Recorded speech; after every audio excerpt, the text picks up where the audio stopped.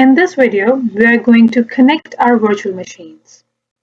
Previously, we created a virtual machine, and after it had been deployed, an overview pane would come to your screen, which would look something like this, in which you can see everything about your virtual machine, all the essential information. So the next step in order to connect is you have to click on Connect. After going there, just ignore this error message and you have to click RDP. I would be keeping my IP address as default and port number as default as well. Otherwise, you have to keep your port number to 3389. Once this is done, you have to download RDP file. So I would say keep open file. So the publisher of this remote connection can't be identified. Do you want to connect anyway? So you have to keep some eye on these kind of messages. But as I know what I'm doing, so I would just ignore this message and I would go with connect.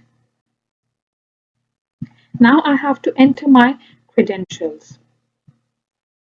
So I would be typing in my username and password. And the identity of the remote computer cannot be verified, so yeah, I want to connect anyway.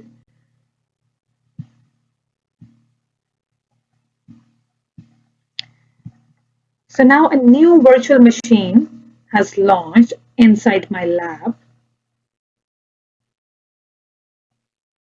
And I have actually now deployed and connected a virtual machine running Windows Server.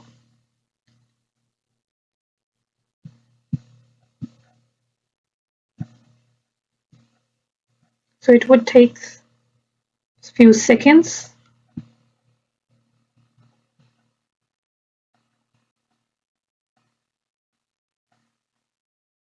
Okay, so now we have to install the web server role and we would be testing it.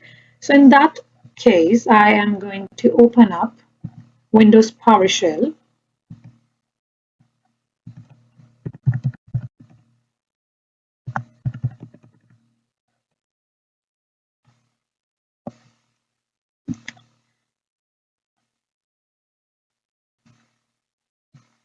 So I'm going to open up the Windows PowerShell to ping my virtual machine. Now in this PowerShell, I have to install the web server feature on my virtual machine by running the command that I'm going to paste right now, this one. Pressing enter would actually help me in completing this procedure. It would again take a few minutes, and when completed, a prompt will state success with the value true. And at this point, we don't have to restart the virtual machine to complete the installation. We would just close the cross at the top.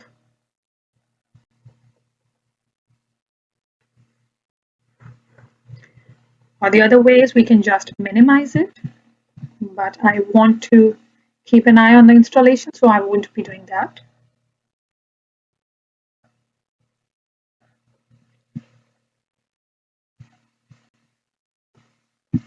Meanwhile, let me go to my Azure portal.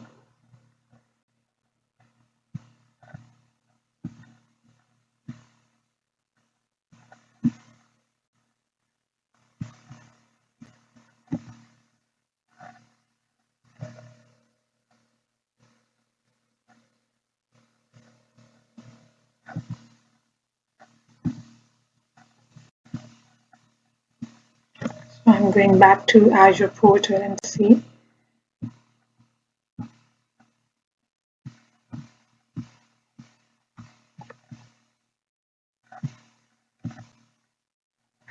Over here, let's go to overview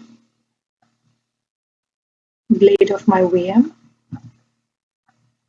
because we are now in the connect blade, but I want to go to overview. So this is my VM. And I'm going to copy the public IP address. So there's a clipboard over here. I have copied that. And now I'm going to open a new browser tab and paste the public IP address in the URL text box. And by pressing the enter key, I will be able to browse it. So let me see what is the status of installation there. Okay, so it's true, and the status is true, and yes, it's working fine. All right, so let's go to the new tab, and I'm now going to paste that IP address.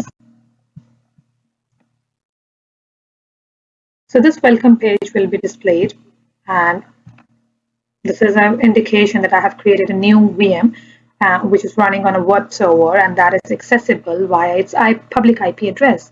So if you have a web application to host, you could deploy application files to the virtual machine and host them for the public access on the deployed virtual machine. And to avoid additional cost, you can optionally remove this resource group. Search for the resource groups, click on your resource group, and then click delete resource group, verify the name of the resource group, and then click delete. So this is how we have successfully created a virtual machine and then connected it, and now we are able to search it